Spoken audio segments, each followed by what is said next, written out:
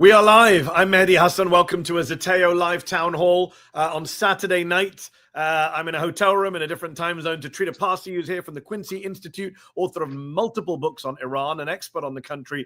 Donald Trump has bombed Iran, as some of us feared he would. Tonight, the anti-war president, the America First president, bombed, I believe, Natanz Isfahan and Fordow, the underground mountain facility. He says American planes are on their way back. Let's just see what else he says. If you haven't seen his piece, he says, we've completed our very successful attack. A full payload of bombs was dropped on Fordow. Our planes are on their way home. Congratulations to our American warriors. He says, now is the time for peace. Thank you for your attention to this matter in that weird way that he talks. Bombing through peace. Trita, what is your immediate reaction to this? Did you see this coming? My immediate reaction to this is that Donald Trump has guaranteed that Iran will be a nuclear weapon state in 5 to 10 years from now. And it will particularly be the case if the regime changes. And I say that because I find it more likely that the regime change that at some point will happen in Iran, of course, given the unpopularity of this regime, will go in a much more aggressive nationalistic direction, particularly after a bombing of this kind. We saw, for instance, after the Israelis also had a very successful raid against Osirak in Iraq in 1981, if I'm not mistaken. Yes. Saddam Hussein quadrupled his nuclear budget and pushed much, much faster towards nuclear weapon. And even though initially it was viewed as a successful raid, after a while, the non-proliferation consensus was that this actually made the situation much worse and would have led to Iraq becoming a full-scale nuclear power had it not been for 2 or 3 additional wars that took place after that. And those were full-scale invasions. Yes, his invasion of Kuwait, which of course led to the bombing and invasion of Iraq in 1991 and beyond. This is an interesting moment now because Donald Trump is claiming some kind of victory. The New York Times is reporting that, you know, the administration thought that Israel had only set back Iran's nuclear program 6 months. They keep jumping around with these dates. Tulsi Gabbard was saying yesterday they're weeks away from a nuke. Netanyahu has been saying they're months away from a nuke for, 20 years now. The U.S. Intelligence community, according to CNN, said they were 3 years away from a nuclear weapon. So what is going on here in terms of kind of timelines? You talk about them going weapons, full weapons in the next 5-10 years. But put that to one side for a moment. In terms of where we are today in June of 2025, what was he actually hitting here? What was the goal and what could they have achieved? Well, we don't know yet what has been achieved in the sense that it's still dark, might be starting to get light there. We don't know the assessment. Trump immediately saying that this was successful. It's very difficult to verify whether that is the case or not. We do know that the Iranians very likely had already moved out a lot of sensitive stuff from Fordow, including their stockpile. And their stockpile is the most important thing from their perspective in terms of having a nuclear uranium. 60, 20, and 3.67%. And the reason for that is that takes years to be able to build up. Of course, they had started to do so at a rather fast pace. If the Iranians want to have a secret nuclear weapons program, it's actually much smaller than having an industrial scale energy program. So they can do that in that vast country in much smaller spaces. If the Iranians now walk out of the NPT, which seems very, very likely, there will be no ears or eyes inside of that program any longer. I don't think the Russians and the Chinese will have the same negative reaction to an Iranian exit from the NPT compared to what they would have done had this happened just after the exit of the JCPOA from Trump, etc. So I think we're in a very different, uncharted territory right now. And I think a lot of other countries are looking at this and saying, you know what? It seems like it's a good idea to actually have a nuclear deterrence, because when you don't, this is what potentially happens to you. My image is frozen because I'm in a hotel room, but I hope you can still hear me. I can hear you. I'm back. I'm glad we're talking tonight because you know your stuff, and you mentioned Osirak in 1981, and people don't realize that when you bomb someone in this way, they're more likely to get nukes, not less. And Saddam Hussein did accelerate the nuclear program covertly after 1981, and Osirak and Israel saw that as a victory then. And had he invaded Kuwait 6 months later, he probably would have had nuclear weapons by that point. Yes, because I think the consensus is that was a failed strike. But also, as you say, other countries, if I'm Turkey, if I'm Erdogan, I'm thinking I need a nuclear weapons program. If I'm Saudi Arabia, I'm MBS. I'm thinking I don't trust the Israelis or the Americans. This is only going to increase the proliferation of nuclear weapons in the region. Absolutely. Because it was never about non-proliferation, right? Just like Gaza was never about the hostages. It was about regime change. Exactly. Iran Exactly. is not about nuclear weapons, because this is not the way you stop Iran from getting nuclear weapons. They were going to be at the table in The Muscat last week. Israelis preferred a nuclear Iran that was isolated, Yep. contained, impoverished through sanctions, essentially cornered, and with very, very bad relations with the West, Yep. than a non-nuclear Iran that was opened, that had better relations with the West, no sanctions, its economy could grow, because at the end of the day, this is about what type of a geopolitical challenge Iran poses. Yes. The nuclear element is there. It's not unimportant, but it's not the driving thing here. Agreed. Keep in mind, the Israeli Atomic Energy Agency endorsed the JCPOA, the nuclear deal that Obama struck, because from a nuclear non-proliferation perspective, it was an excellent deal. But from the perspective of Netanyahu, who, Yes. as we have seen, wants conflict, wants war, and felt that it was crucial to make sure that the US and Iran never could actually have good relations, then it was a major problem. I remember that image when, in the midst of the negotiations, Hassan Rouhani's, the president at the time, mother passed away. Rouhani's brother was a part of the negotiating team. And John Kerry, Wendy Sherman, Rob Malley, many others went over to his hotel room to express their condolences. And there's an image of John Kerry embracing him. It was a very human moment. And that was a nightmare moment from the Israeli side, because what would it mean for Israel if the United States and Iran actually managed to resolve their problems? Yes. And didn't they then smear Kerry, because I believe his son-in-law is Iranian, and they went after him on that as well? I mean, you're right. This is all about breaking this up. They broke up the JCPOA, which we should remind viewers, a lot of Israeli intelligence and military folks supported, right? Their former heads of Shin Bet, Mossad, Ephraim Halevi, others said this is a good deal for Israel. This completely new. And what was happening on Capitol Hill at the time was that you had the Israeli embassy lobbying against it, and then you had a lot of Israeli intelligence and other officers lobbying in favor. It's about politics, not about security. Yeah. We should point out, a lot of people watching us, over 5,000 people have joined the chat, have joined the live on YouTube and on Substack, joining us tonight on this historically bad night. I should point out to people joining, Donald Trump has launched an attack on Iran tonight, hitting 3 sites, Isfahan, Natanz, and Fordow. A completely illegal attack, completely criminal attack. It's a violation of international law. It's a violation of the UN Charter. It's a violation of the Non-Proliferation Treaty. It's a violation of the US Constitution, which does not give the president the right to start a war without congressional approval. So we are in a very strange space where the guy who ran on the anti-war platform went to Michigan, told Muslim American, Arab American, Lebanese American, Iranian American voters, I'm your guy. I'm not Liz Cheney. I'm not Kamala Harris the Hawk. He has now done what hawks have been dreaming about. I think it's fair to say, Trita, for 20, 30 years, the John Boltons of this world, the neocons, they've been desperate for a war with Iran. And Donald Trump, not George W. Bush, not Joe Biden, but Donald Trump is the guy who's given them the war they've been waiting for. Absolutely. And I think this is going to be very interesting to see how that actually plays out in his base, because as I'm sure you saw, and I think you even mentioned in the program that you did with Tommy Vietor and Reza Aslan, how some of the strongest voices against this is actually coming from his own base. I mean, from very surprising directions, perhaps, in terms of Congresswoman Marjorie Taylor Greene, for instance. So it's going to be very interesting to see. A lot of that base had really embraced the anti-war message. This went beyond just the loyalty towards Trump. Where will they be on this? Keep in mind, in the initial phases, there will probably be some rallying around the flag phenomenon, particularly if the Iranians strike back. But then I think we will see the real picture once it starts becoming clear that perhaps this wasn't that successful. Perhaps this is not this kind of a simple one-off and then it's done and then you're back at the negotiating table, because I have a really hard time seeing how negotiations can start under these circumstances. And I think then we will see exactly how that will play out for him.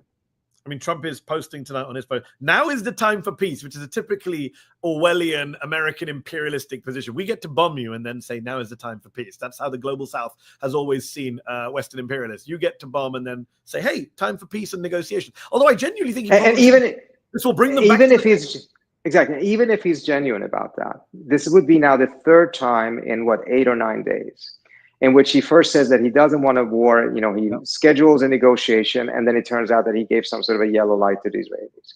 Then he said, oh, I'm going to give this 2 weeks, moves all of his assets to do the attack, does the attack after 2 days rather than the 2 weeks. So to come now and say, hey, I want to get back to the table, I don't think the Iranians believed him in the first instance. I think that's part of the reason why you didn't see the Iranians respond to the messages that he was sending through the Turks and others for talks, because they were probably getting messages at the same time that the strike actually is coming. So I think, again, all of this ultimately does not really end in the manner that Trump wants, unless he can get some sort of a deal that has inspections and things of that nature. And it is really difficult to see how that can happen. And that is what the Israelis are going to use now. They're going to go back and say, we did a lot, but they still have stuff left. And in order to finish that, you need to go in with ground troops, or you need to do this more bombing, or you need to do this constant, endless war bombing in order to make sure that you actually achieve what you said that you achieved in your tweet. And I should apologize to people joining. I've got laggy hotel Wi-Fi, but we're doing this as a breaking news town hall reacting. We appreciate Trita from the Quincy Institute taking time out to just walk us through this. Just what do the Iranians do next in terms of the nuclear program now? Because one thing I've been saying for a while is that there are only two options. You either do a deal or you invade and occupy the country. This bombing stuff does not work. You can bomb Fordow, but as you say, they can move the materials. They can move the scientists. We can flatten Iran, God help us all, of the United States, illegally and criminally, but they can just rebuild, right? This is all about timelines. All we're doing is delaying the inevitable. If we actually want to prevent them having nuclear weapons, there's a deal to be done. There's no bombing campaign that can end the nuclear, unquote, threat from Iran. The critical thing in what you just said is, if you want to prevent them from building a nuclear bomb, that has not been the objective from the Israeli side. The objective has been to create a scenario in which the United States and Israel are going to be in a constant effort to degrade Iran. What you're going to see now, and you're already seeing, is that the Mossad cells that have been set up inside of Iran, which is really the success story from the Israeli side. It's not their bombing campaign. They're now going after Iranian scientists. They just killed one and his wife in home earlier today. So they're going to go after essentially the knowledge base. They're going to go after other things. They're supporting Kurdish separatists, Baluchi separatists, Arab separatists in different parts of Iran to foment unrest and civil war. This, by no means stretch of the imagination, is the end. And this is part of the reason why opposition to the war in the Iranian-American community and other places has been very much focused on the realization that there is no such thing as a clean story here. Once this starts, because of the fact that this is driven by geopolitical motivations and not because of non-proliferation concern at the root of it, this is just going to be the beginning, and we're going to see some very, very disturbing and destabilizing events going on. A lot of people watching are making the point that this also helps the Israelis in Gaza. It's diverted the world's attention from the ongoing genocide. There are continuing massacres going on in Gaza at these quote-unquote humanitarian aid sites, and we've been covering that at Zeteo, but a lot of the rest of the media has stopped talking about Gaza because Iran's taken over, and Donald Trump has played into that. He's helped Netanyahu cover up his crimes in Gaza. He's added to the crimes in Iran. If you're Benjamin Netanyahu, how happy are you tonight? Is this kind of a one and done, or do you think he can get Trump to bomb again? No, I think if you're Netanyahu right now, you're tremendously happy because his whole campaign was predicated on his ability to be able to drag the U.S. into the war. And it wasn't that much dragging. At the end of the day, the responsibility is with Trump himself. He's the president. He's responsible for his actions. He decided to do this. But Netanyahu's entire campaign was premised on him being able to get the U.S. in. If the U.S. didn't get in, this would have ended up much, much worse for the Israelis in the short term, at least for Netanyahu. But I think it's also very important to keep one thing in mind for those who remember the 2003 Iraq War. Remember the moment in which, initially, militarily, tactically, it was very successful. And it was so successful so that Bush decided to do that thing on that ship with that big banner behind it saying mission accomplished. Yeah. We've been there several times before. Tactical military success does not automatically translate into a strategic win. And in this specific case, we don't even know what damage was done and if the damage actually was done to the stockpile or just to an empty cave. Trita, I know you're going to run soon, but just want to get a couple more things from you, just really important with your insights. And for people, again, I think we're up to nearly 10,000 people watching right now. For people joining, Trita's made some very important points comparing this to Osirak in 1981, where the Israelis bombed an Iraqi nuclear facility and actually encouraged Saddam to go for nuclear weapons. He's predicting 5 to 10 years from now, Iran could have a nuclear weapon precisely because of what happened tonight. This is not helping proliferation. And of course, the Gulf War, the 2003 Iraq invasion, where we thought we were winning and we weren't winning. Let's kind of hold back the congratulation notes that Trump is putting out. By the way, Trump supported the Iraq war. They spent the last week people saying that he opposed it. He supported the Iraq war. But one thing on this, Trita, the New York Times reported this week that if Khamenei was killed, that would also accelerate Iranian rush for the bomb. I would point out our good friend Ken Klippenstein is reporting tonight that the U.S. military is on high alert. There's 40,000 American troops in the region. They're worried about counterstrikes from Iran. So American troops, God forbid, might die as a result of Trump doing this for Netanyahu. If they were to kill Khamenei, God forbid, and escalate this even further, what is the reaction? I asked Reza Aslan and Tommy Vida this question in LA at our live event on Thursday. What do you think happens? Because the Israelis are not going to stop. Katz, the defense minister, said one of the goals of our war is to kill Khamenei. Trump has teased about doing it. If they were to do it, I dread to think what kind of gates of hell are open and what kind of reactions we see on U.S. soil around the Middle East. So any assassination attempt at the leader of a country and under almost any circumstance will be interpreted as an effort to decapitate the regime as a whole. It appears that the messages that have been sent from the Trump administration in the last 12 or 24 hours has been that that is not their intent. It's just targeting the nuclear program. Whether that is something the Iranians believe, whether that is true or not, of course, remains to be seen. But I think any effort that would go in that direction, and this is part of the reason why the Israelis were really trying to see if they could do it, is because that would then lead the Iranians to believe that essentially there is no way out. Their only chance is to fight back and fight back as hard as possible. And that would bring about this major, major confrontation, which would then force, or the Israelis hope, would force the US to go in all out because the Iranians would go all out. The risk for that is still very much there. Again, it depends on how the Iranians react to these strikes. In the case of Soleimani, what happened there was that the Iranians gave a bit of a telegraphing of where they would hit, give the US a bit of a heads up, then they struck it really hard. It was just a matter of luck that no one died, but nevertheless, they decided to call it quits after that. In this specific case, it remains very unclear if they will stop at that or if they will go further. If they will choose to actually target more Israel than the US and let some militias target the US bases, it's still unclear. So Donald Trump has been speaking while we're on air. He claims to have completely and totally obliterated Iran's nuclear sites. As we know, Donald Trump is a serial liar. So we need to check that. As you pointed out earlier on this call, it's nighttime in Tehran, in Iran. It's still not fully, we don't know what's happened in the cover of darkness.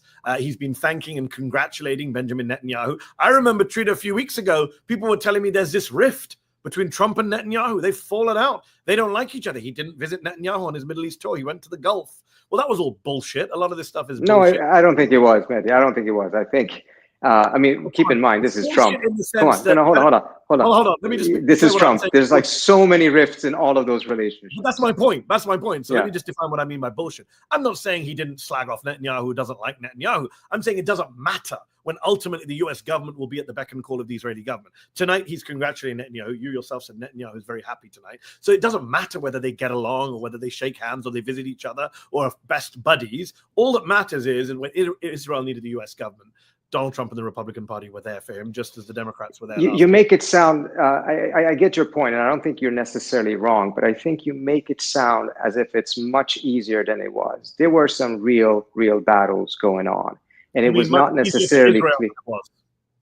Yes, in the sense, they were throwing everything at the wall, trying to make sure that they would go in this direction, and they succeeded. Ultimately, there's no doubt about that. Of course, you're right in that sense. But what I would say, Trita, is you've been following this longer than I have, and you know how long the John Boltons of this world have wanted this war, and they didn't get it for 20 years. George Bush wrote in his memoir, and I've frozen again my image. Apologies, people joining. This is what happens when you do a reacting town hall in a hotel room. John Bolton, I think George Bush wrote in his memoir that he wanted to go to war, but the intel said he couldn't do it. Now we have a president who doesn't even care what the intel says, who told Tulsi, when Tulsi Gabbard said the intel's not there, he said, who cares what Tulsi Gabbard says, she's wrong, and she came out. Yes, but you also had a CIA director that essentially was presenting Israeli intelligence throughout all of this. Yeah, and it was essentially completely taking the side of the Israeli intelligence services rather than the American intelligence services. This is why you should watch Zeteo town halls, because we get people who know what they're talking about. Trita's 100% right. John Ratcliffe, the CIA director, former Republican congressman, is at the center of a lot of this stuff. And this is something I said to people, Trita, as you know, last year. And by the way, there's over 10,000 people watching tonight. I hope you're all Zeteo subscribers on YouTube and Substack, because this is the place where you actually get some unfiltered news and opinions. And you actually get proper analysis, not the bullshit you get everywhere else. Zeteo was warning about this last year. We said Trump comes back, the war in Iran likelihood goes up. And one thing I was saying, Trita, was people were saying Donald Trump, and I know you had said, it could go either way. He could be the peace president, or because he's so erratic, we could get to war. And we got the war part. I was always in that it's more likely to be war. My point always was, don't just look at Trump. Look at the people around him. And you look at who he staffed his administration with, the John Ratcliffes, the Marco Rubios, the Mike Huckabees. They're loving this stuff. They're loving the stuff in Gaza. They're loving the stuff in Iran. And therefore, it doesn't matter whether Donald Trump goes to Michigan and pretends to be anti-war. All that matters is what he does in office. And what he's done now, let's wrap up by asking you this, Trita. Historically, how big a historic moment is this tonight, this Saturday night, with America attacking Iran for the first time? I think it's really unprecedented in terms of at least what is going on between the United States and Iran. That's been a torturous relationship, of course. Going back at least till 1953, when the United States overthrew the Iranian prime minister at the time, democratically elected, and then supported the Shah for 37 years, and then supported Saddam Hussein in the Iraq-Iran war. The Iranians took American hostages. There's been so many back and forth between the two sides. There's been some positive developments, quite a few negative ones. Nothing comes close to this in terms of a direct confrontation between the two sides. And it's only the beginning. It is only the beginning, or as Winston Churchill might have said, the end of the beginning. We are where we are. As I say, we were warning about this last year. I do hope people watching will subscribe to Zeteo to get more of our analysis, commentary, live reaction. We appreciate Trita Parsi taking time out to give us his expertise. He's been following this for decades, written wonderful books on the subject. I urge you to check them out. I would say what Trump did tonight is illegal, unconstitutional, disastrous in many ways.